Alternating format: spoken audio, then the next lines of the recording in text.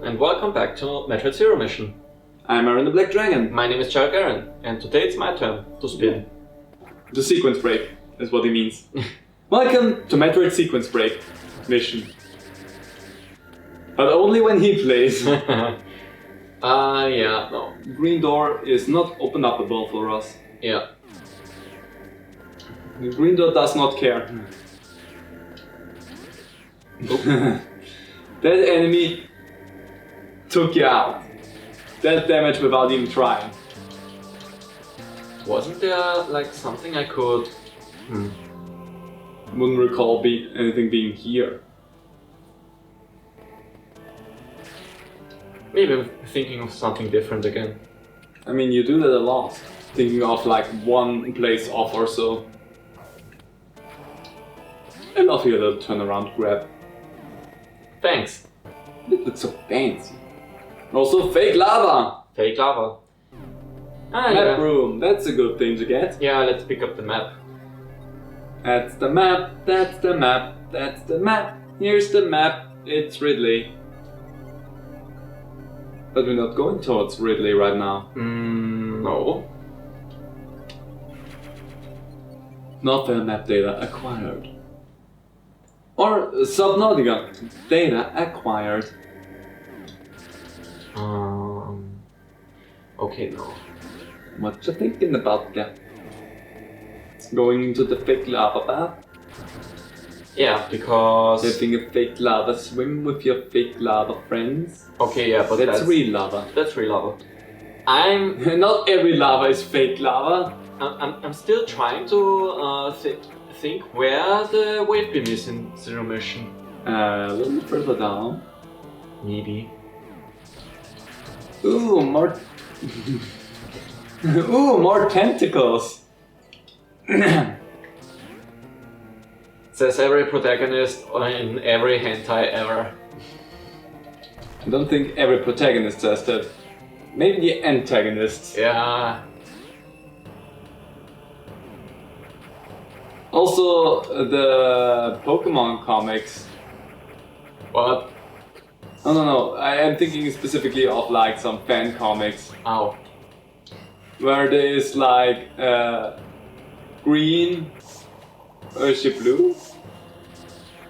No, he is blue, red, green, yeah, I was right with green.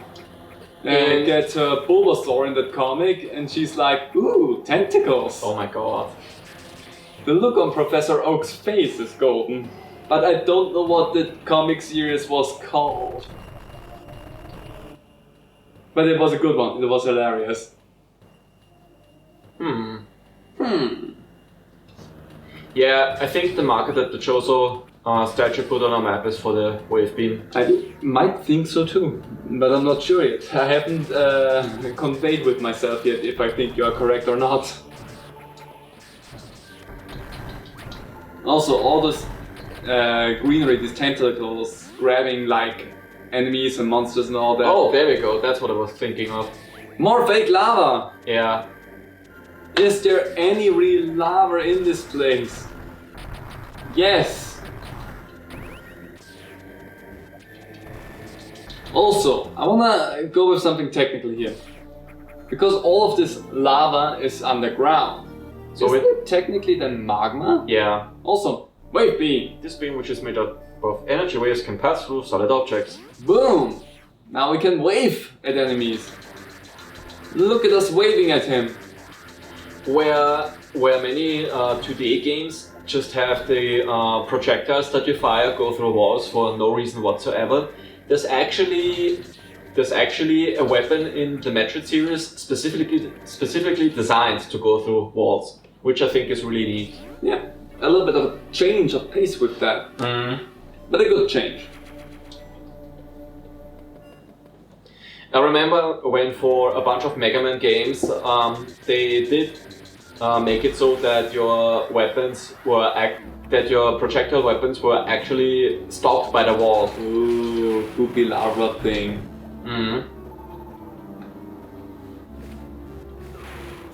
Ooh, more goopy larva.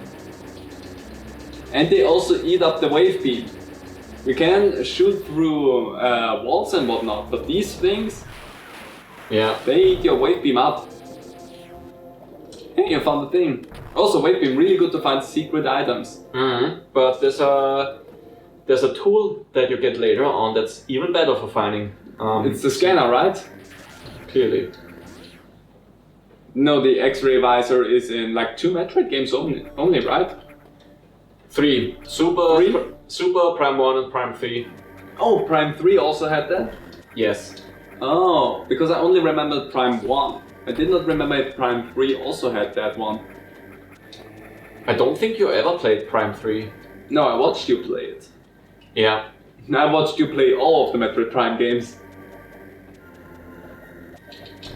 I played the Wii versions of the Prime series a fuck ton back in the day. Yes, you did. And I watched you play them a fuck ton.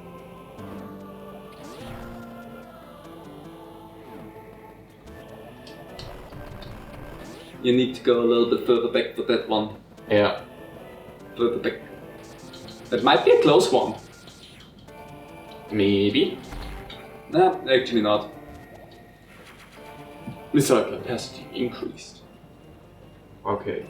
Now we are at the moment that we intended to go down here. Yes, we have a lot more missiles, we have 6 energy tanks that are completely filled up. Now! It's a good idea to come down here. Also more tentacles that have more stuff in them, including a larva carcass that was held by those that you just shot off and we could not see. But that thing was being punctured with tentacles. Creepy to think about what these things do. What do the tentacles do and why do they grab just living organisms and also make them work for them? Because that one seems to be under control of the tentacles. So what actually are those things? That's a good question there.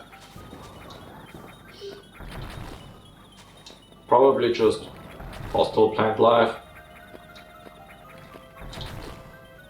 Ooh, it turned yellow-green. Also, it has the various suit color scheme from Metroid Fusion, which looks pretty bad. And now it's blue-purple. Purple. Which is the color scheme of... what suit in Fusion? The gravity suit is purple. Yeah, Gravity. New cutscene!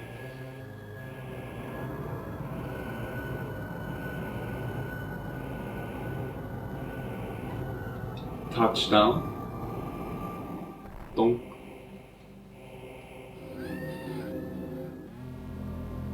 There he is. Mr. Shouty Boy. Everyone's favorite screamy boy. Yeah. Just flies by, screams at the random plant life. Fuck you! And just flies by. Do you think Ridley has road rage? I think so, yeah. Weird larva thing, pulsating, breathing, exuding gases which may or may not be oxygen. Nice bonk. Oh, hold on, yeah.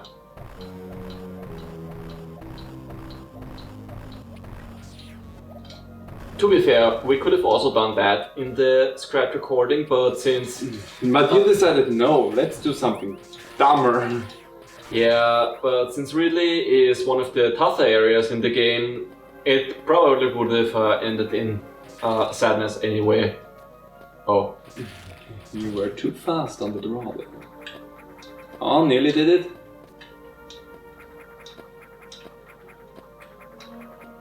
Come on, you're so close. You know what? The easier way of doing that. Quote unquote. I mean, if you know how to bomb jump, then that's easier. Yeah.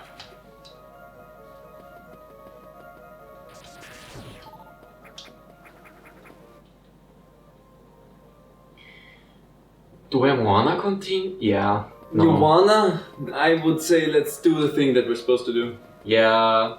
because this is also technically a sequence breaking. Technically? Yeah, because you are supposed to go fight against Mr. Hornet Boy.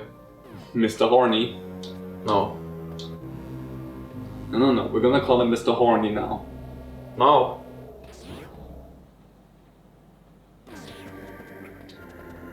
So, there's now a tunnel where before was no tunnel, but there was a larva. And it's gone. No, it pupated. And there's eggs that you killed just with reckless abandon. And welcome to the thing that killed our first run.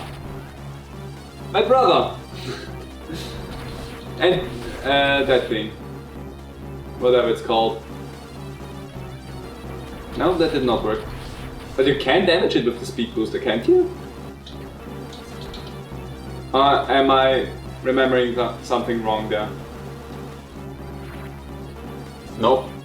Doesn't seem like the case. Yeah, but you hit it on the wrong part. I think you need to hit it in the stinger for that. But that's... I think it's easier to pull off from below to top. Nah, it did not look like you actually could do something there.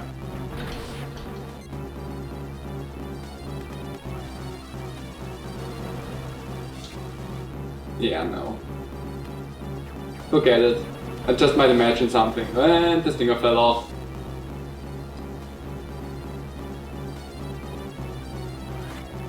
And boom. Crash and burn! Now we got Super Missile. Well, now we can open up green doors. Because Super Missiles are green. And also Super Missiles are like in Super Metroid where I have to switch to them with the select button. Oh yeah, select is how we choose them. Because I think Fusion was an outlier with how the missiles stacked in that game. And just think about something. With what button are we shooting right now the missiles? With R, right? Yes. What if we put R1 to the select button for the missiles? That way we could just pull a double trigger. Wouldn't that be a little bit more convenient? Yes.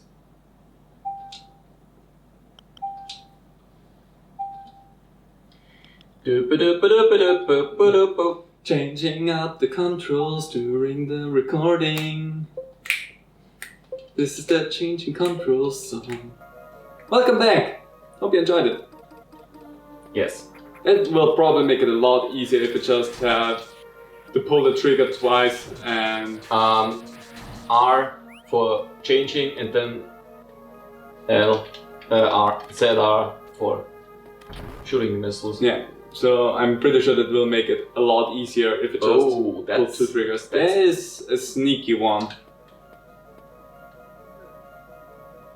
And it's gone! It's also so interesting that they timed it perfectly with the one enemy going down and another one rather quickly after the one went down spawning back up from below you. Making you think like, okay, something weird is going on with that, but not immediately knowing what's going on. Because when you just see the one enemy go down, you're like, okay, there's no ground there. But once the one pops up next to you, you're like, okay, there's something else going on. It's just still an invisible ground and you just will fall through, but the expectations that they play with right there are really well made. Safe room. Also, we have started our second row of energy tanks. Did not even point that one out. So now we are much less at the risk of dying. You say that now. But trust you me, we're always at the risk of dying.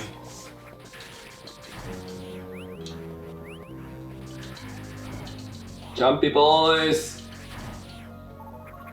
I sincerely cannot wait for us to start playing Fusion. I mean, it's a long way till we get to Fusion.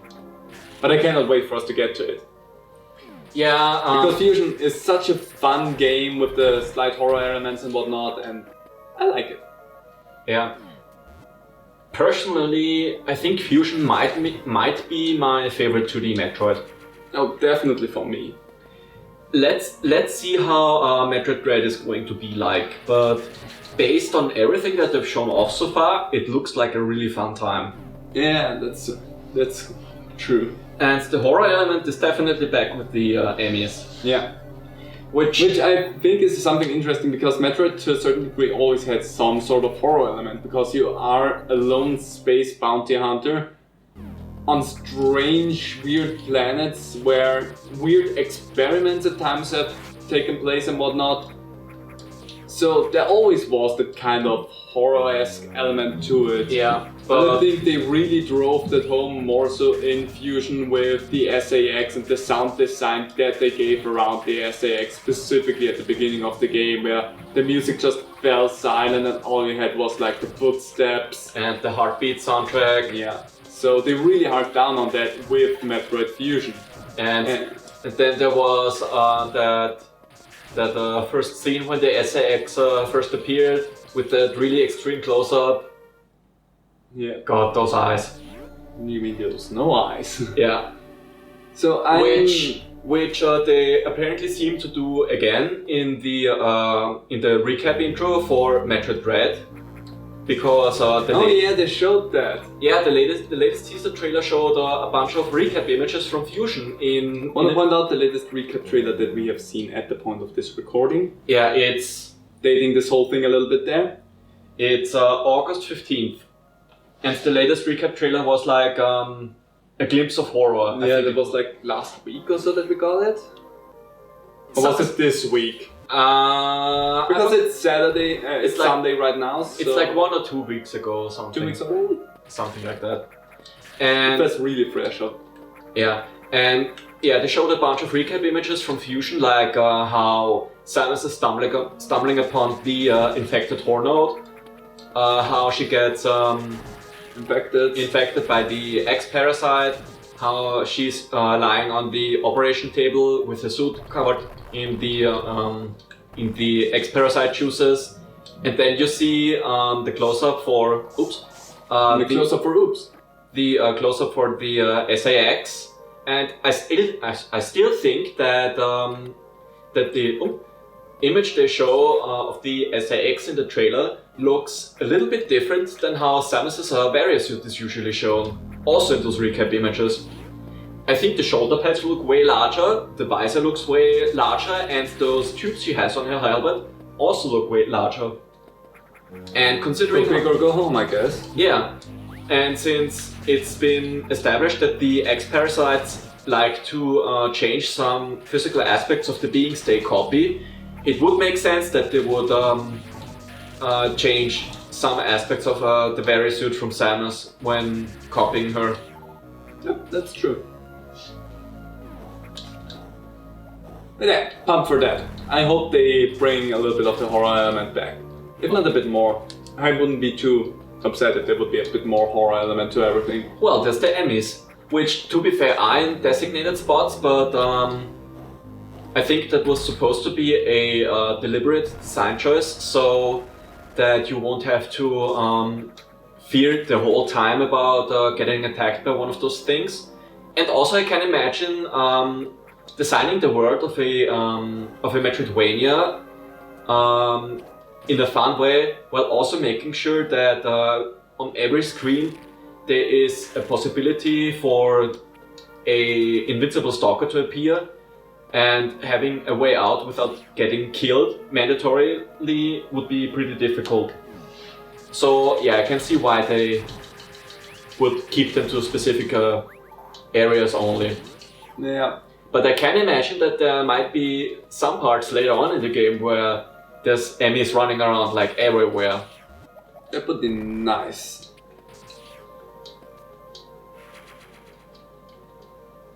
Well, there's also something to be said about a horror game where the thing that tries to kill you is always right behind you and stalks you.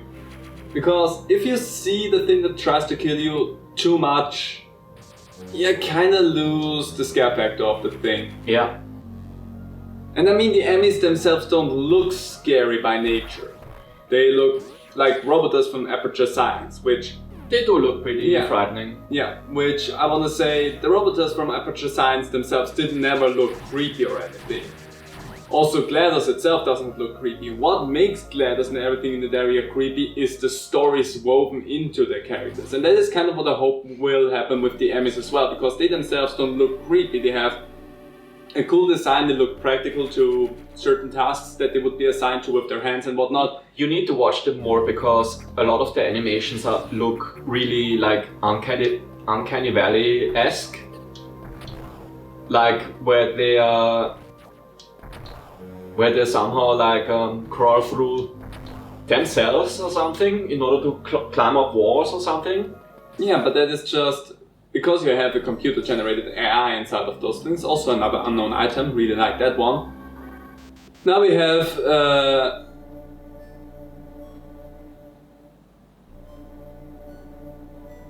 that looks Russian. Don't know. But it's a computer-generated AI. They would choose to make actions that give them the fastest mobility, and if that means they have to converse through them somehow to get the fastest response time to an action, then of course they were gonna do that. Also action. Also surprised Ridley.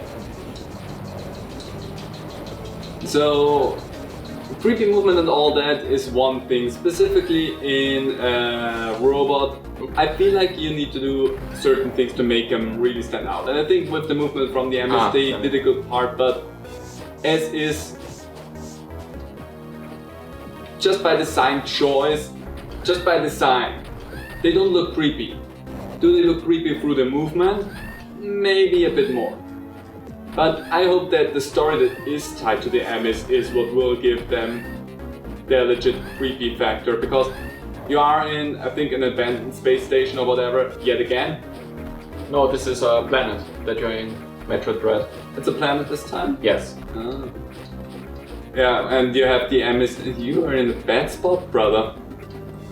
Riddles, can you go? Thank you. Riddles, you could have just stayed there. Eventually his fingers would get tired. If you do this right, and you don't damage him too much in a short amount of time, you can stay below his legs and he won't do anything. Really interesting. Yeah. Yet again, driving home that Ridley is one of the most infamous bosses and at the same time not one of the most scary bosses. It depends on the game. Yeah. Anyway, eyes open up.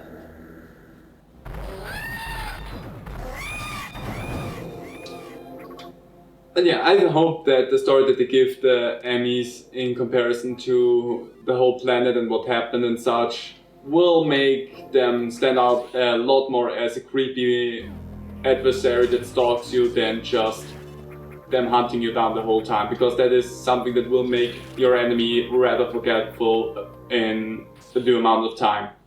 Let's wait and see. Yeah. Because I also want to point out, the grunts from the Amnesia story are also something that always kind of hunts you in this game.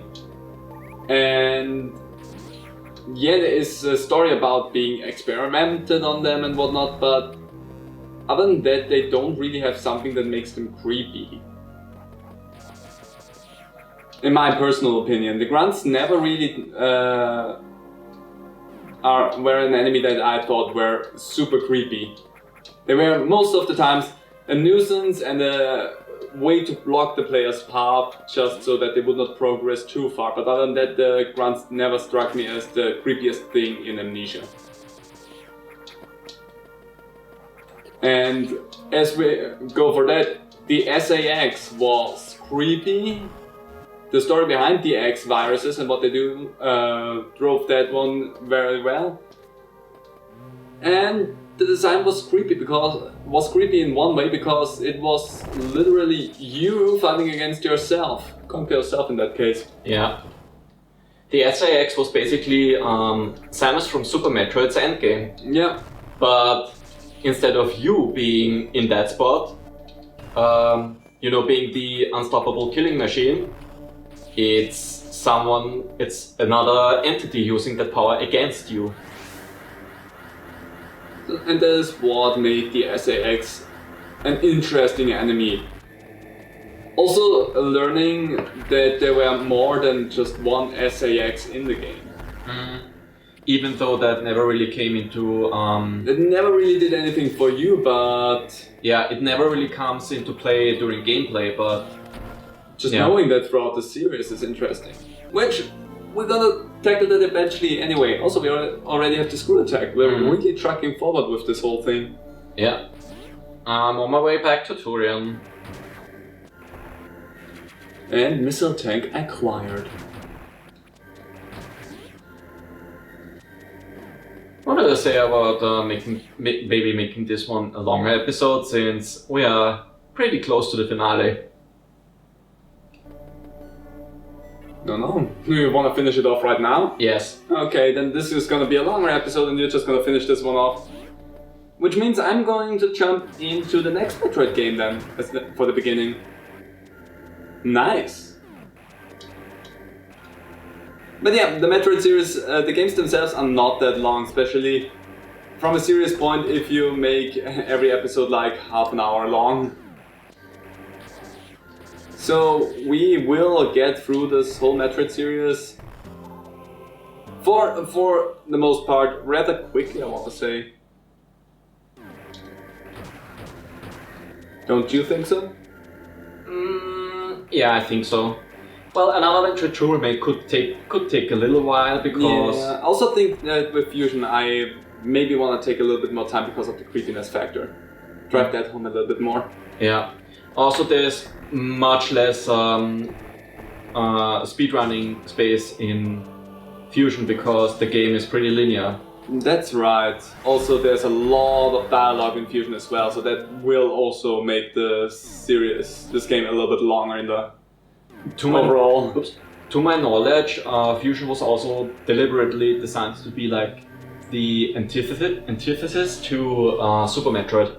Ah. Whereas Super Metroid is fairly open. Well, there's still a recommended path forward depending on the order of how you get the items, but they don't necessarily railroad you into it. Yeah. Meanwhile, Fusion is linear because you're also in a space station owned by the Galactic Federation, so it makes sense that you would want to restrict how you can move about it. Galactic Federation, gatekeeping since before the game, the term gatekeeping was even popular.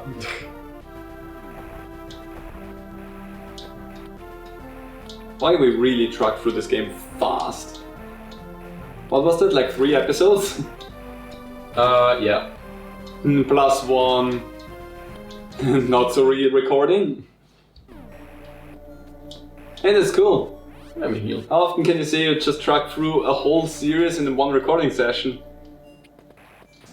I can't say that too often because most of the games that I tend to play are a little bit longer.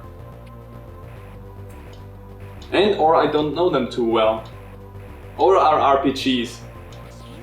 And playing through an RPG in a speedrunning kind of way is a little bit more difficult still. Yeah, you need a really good running for that.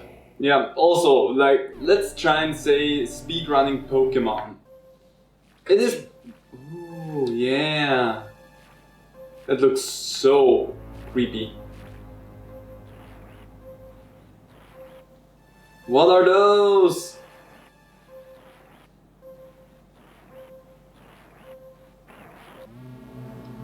Turian.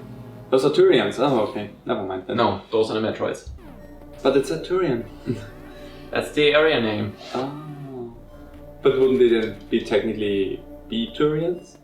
No. Because they live there? No. All of them are dead. Mm-hmm. Ah! This is... In which game do you fight more Metroids? Nah, pretty sure you have to fight more in Super Metroid, right? No, in Metroid 2 and Samus Returns. Oh yeah, that's what I meant, but I just picked the wrong game there. That is where you have to fight the most Metroids, pretty sure. Yeah. Oh, oops. Because... Well, actually, just from the 2-day point, because pretty sure, is it Prime 1? Pretty sure it's Prime 1 that takes the cake with the Metroids, with the Metroid count. Because there's not a fixed number of Metroids in this game, because there's some like proto-Metroids and whatnot that respawn the areas if you enter and leave places again. Oh yeah, good point. So you can technically find the most Metroids in like the Metroid Prime series. I think specifically 1 was where you had a lot of Metroids. Because there were like Hunter Metroids and whatnot. Yeah, because lots of different cool designs. Yeah, because the Space Pirates were doing experiments on them. Yeah. Another save station. Save point.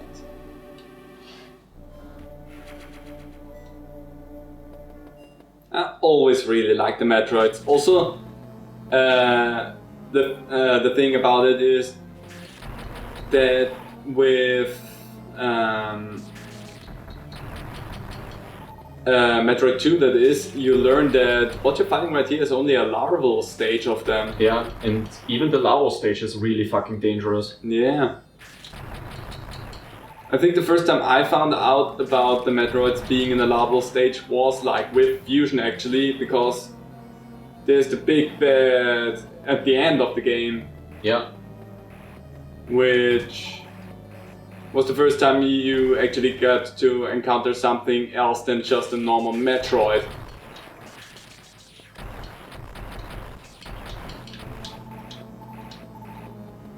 Which is also interesting how the Metroids from the larval stage to different other stages change not only in appearance but also in how they fight you. Mm-hmm.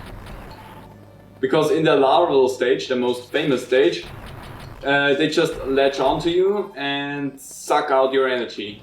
Because they don't need more. Yeah. And then when they become stronger, they start developing limbs and more moves. yeah, become even more dangerous and faster before they become slower again.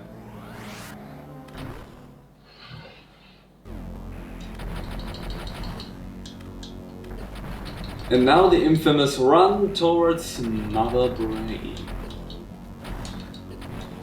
Like literally the most infamous run is like this corridor here. This is such a pain in the ass in the original Metroid. Also, I'm gonna go back. Cause? So I can restock on missiles. Oh. Alright then, I'm stocked back up. Alright, I'm full on power. Let's punch. Kick, punch, it's all in the mind. Considering how Samus suit is apparently powered by her willpower, it makes sense. Parappa the Brappa. The real trainer of Samus Aran. Also, there's a really cool image in Samus Returns opening that basically shows the fight against Mother Brain in Zero Mission, and it looks so cool. Oh. Where there's a bunch of Metroids flying around, one of them is latching onto her arm, and meanwhile she's aiming with her arm cannon in missile mode onto Mother Brain. It's nice. a really cool image. I like it when they go all out for like official artwork like this, even though that is not. Self-destruct mechanism activated. Evacuate immediately. No, run! Run, Vitaly! I'm basically talking to my 6 Dragoon that I have in Pokemon Emerald right now. That might be a Line Noon by now, or the series might be over by now as well. Who knows? I don't. Also, I played this on the Famicom version the other day, and the alert is really weird. Really? Yeah. It's like... Oh gosh. But I like the alert here because hearing that right now, it reminds me so much of the alert that you also use in Metroid Prime, which might bring me to the thought that they used kind of the same alert sound there. I don't know. In the very first area, when you run away from the Parasite Queen, it kind of sounds similar. You don't run away from the Parasite Queen, it's also because no. the ship is exploding. Yeah, it's always something self-destruction itself. Yeah. Self-destruction in. Samus is a girl! Who would have thought?